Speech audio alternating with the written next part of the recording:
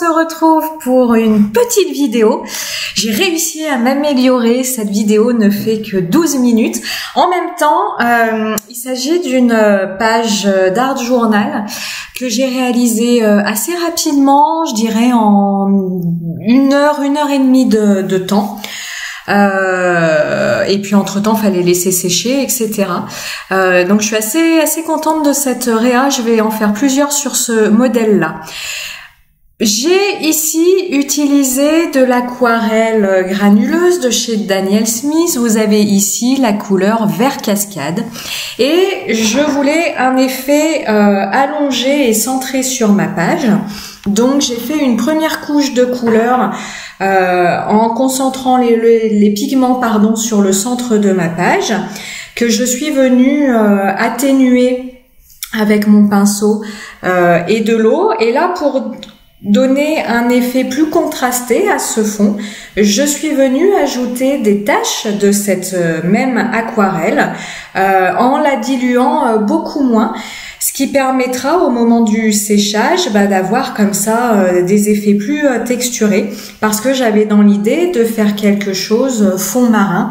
Donc pour cela, le vert cascade va très bien parce que c'est un mélange de pigments verts et de pigments bleu turquoise. Et je vous le redis ici, j'utilise un papier fontaine à grains nuages. C'est un papier qui a été, alors je vais pas dire créé exprès, je n'en sais rien, mais en tout cas un papier qui est bien connu pour faire ressortir la granulation des aquarelles granuleuses. Donc comme toujours, je vous mets l'ensemble du matériel que j'utilise ainsi que quand je le peux, les liens vers ce matériel en description de ce post. Donc n'hésitez pas à aller voir. Je vous mettrai les références papier, les références pinceaux, etc., etc. Pour accentuer mon côté fond marin, j'ai ajouté une poudre Magicals qui a uniquement des pigments de mica couleur argentée. Pareil, j'avais dans la tête l'idée de la fameuse mer argentée. Donc voilà, je suis assez contente de ce fond parce que vous voyez, il est très vite réalisé. Et pourtant, il est plein de textures, il est tout en nuances. Du coup, je suis contente d'avoir réussi à faire quelque chose rapidement, mais qui pour autant fait, en tout cas moi je trouve, quand on aime le style, qui fait son petit effet. Je vais mettre en couleur ce bel hippocampe de la collection nautique de chez Shoe Flowers. Et j'ai pour ça décidé d'utiliser pour la première fois mes muséums de chez Caran d'Ache. C'est vraiment une première approche, je peux pas encore vous en dire beaucoup à propos de ces crayons. Pour ça, il faudrait que je les compare avec d'autres crayons aquarellables en les utilisant en fait en même temps et que je fasse le nuancier. Mais voilà, là j'avais envie de m'en servir. Que je vous le dise tout de suite pendant que j'ai ça en tête, j'ai utilisé un mélange de 3 teintes. L'ocre vert, l'olive brunâtre à 50% et l'olive brunâtre. Alors, j'ai utilisé ces 3 couleurs parce que j'avais envie déjà de rester dans le combo couleur qui nous est proposé par la marque. Je ne sais pas vous, mais moi j'aime beaucoup le combo qu'il propose pour cette collection-là et je pense que je vais suivre ce combo sur quelques créations. J'ai des choses en tête, vous verrez ça dans quelques jours. Et j'avais envie de donner à cet hippocampe un côté ocre, mais aussi vert. Et du coup, dans la partie la plus foncée, là que je suis en train de réaliser, j'ai superposé l'olive brunâtre 50% et l'olive brunâtre. Ce sont deux crayons, même si leur nom est très semblable. Il y en a un qui tire plus sur le vert et l'autre plus sur le marron. Et puis l'ocre, évidemment, qui va être le côté le plus clair sur le ventre de l'hippocampe. On va le voir tout de suite. Ça, c'est la couleur ocre qui est vraiment magnifique. Alors, que vous dire à propos de ces crayons? Ce sont des crayons aquarellables. Ne vous étouffez pas si vous allez voir le prix, ils sont très chers. Caran-d'Ache explique que pour eux, ce sont dans leur confection le haut de gamme des crayons aquarellables. Dans la même gamme, enfin dans leurs crayons aquarellables, ils ont les Supracolor Soft qui sont déjà très très bien.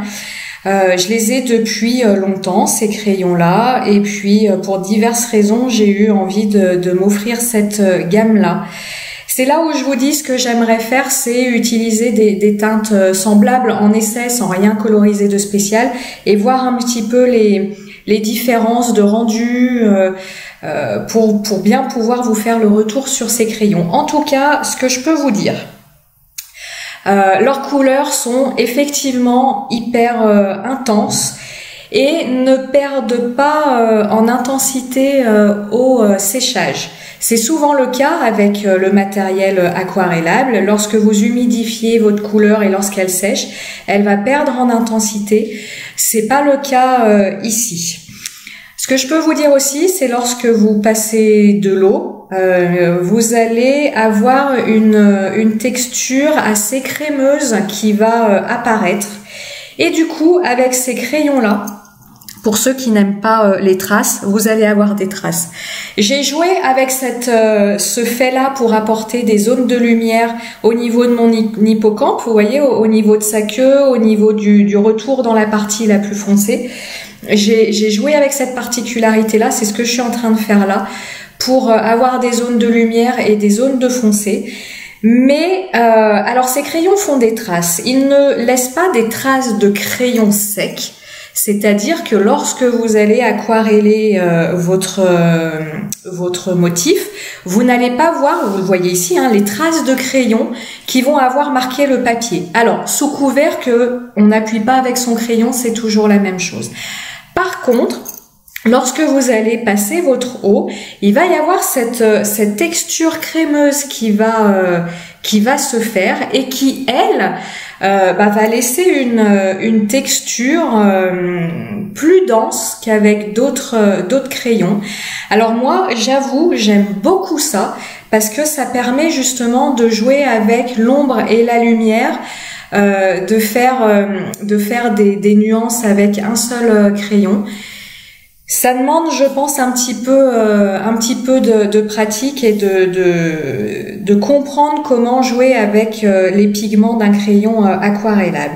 Et puis, troisième chose, avec ces crayons, comme je vous l'expliquais avec la queue de l'hippocampe, vous pouvez, sur le papier, mélanger ensemble plusieurs couleurs et vous obtiendrez ainsi une troisième couleur.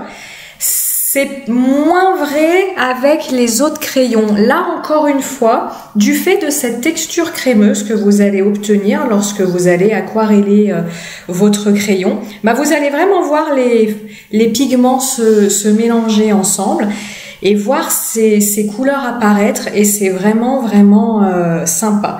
Voilà ce que je peux vous en dire aujourd'hui. Est-ce qu'ils apportent quelque chose de plus par rapport aux autres crayons aquarellables ? Je vais être franche avec vous. Sincèrement, au prix qu'ils coûtent, je ne suis pas sûre. Je pense que, déjà, Caran-d'Ache, c'est une marque de luxe. Donc, je pense, comme on dit, qu'on paye la marque. Et je pense que c'est une histoire qu'ils ont utilisé des pigments particulièrement purs parce qu'effectivement, la couleur reste très, très lumineuse. Après, avec les Supracolor Soft, on s'en sort très, très bien. Moi, je suis une collectionneuse de crayons, donc voilà, je les ai achetés, j'en suis très contente. Après, quelqu'un qui n'est pas dans cette motivation-là, est-ce qu'ils sont nécessaires?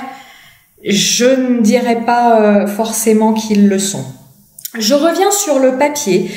Le papier Fontaine est un papier à grains très texturé et malgré tout, on arrive à avoir un tamponnage très précis.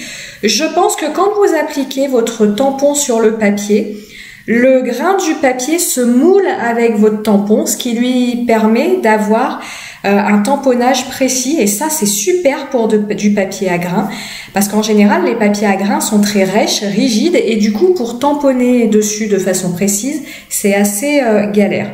J'utilise ici des die de la Fée du Scrap, c'est de sa dernière collection, un air nautique. Et c'est un die dans lequel vous pouvez ajourer selon vos préférences les petites écailles. Et moi j'adore ça, de pouvoir faire comme on le veut.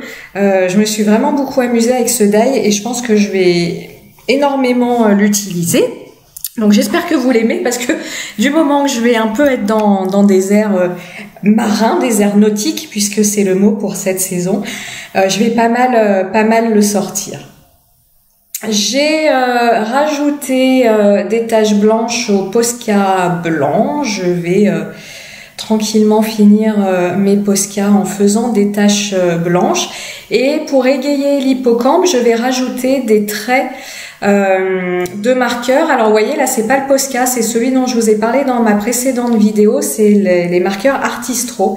Alors ils fonctionnent très bien à condition, vous le voyez comme je le fais là, de bien, c'est comme l'orangina, faut secouez-moi pour ceux qui connaissent la pub, il faut vraiment bien les secouer pour que tout ce qui compose l'encre de ces marqueurs fasse un mélange homogène. Et là, vous avez une couleur blanche qui fonctionne très bien. Et ce que j'apprécie vraiment avec ces crayons-là, c'est qu'ici, j'ai passé 2 couches pour avoir un blanc bien lumineux, puisqu'en dessous, on a une matière aquarellable, donc elle aspire ce qu'on met dessus. Et ben, ça n'a pas bouloché mon papier. Et puis troisième chose qui sont quand même vachement appréciables avec ces marqueurs, c'est qu'on est très loin du prix des Posca. Donc là, je vais pas avoir mal au cœur à acheter des lots ni au portefeuille à acheter des lots de crayons blancs. Je rajoute des petites taches noires en seconde impression. Vous voyez, je viens déjà enlever un petit peu d'encre sur mon papier avant de le mettre sur ma réa. Et ben écoutez, cette réalisation est déjà finie. Et voilà, rapidement. Hors caméra, je vais rajouter un titre, ou peut-être que je vais le faire là. Oui, voilà. Je vais rajouter un petit titre. Si vous voyez sur la photo de fin, j'ai un petit peu tremblé. Donc il n'est pas tout à fait net, mais ça c'est pas dû au papier, c'est moi en l'appliquant j'ai un petit peu tremblé. Eh bien écoutez, on se retrouve prochainement pour de futures vidéos et surtout amusez-vous bien. À très vite.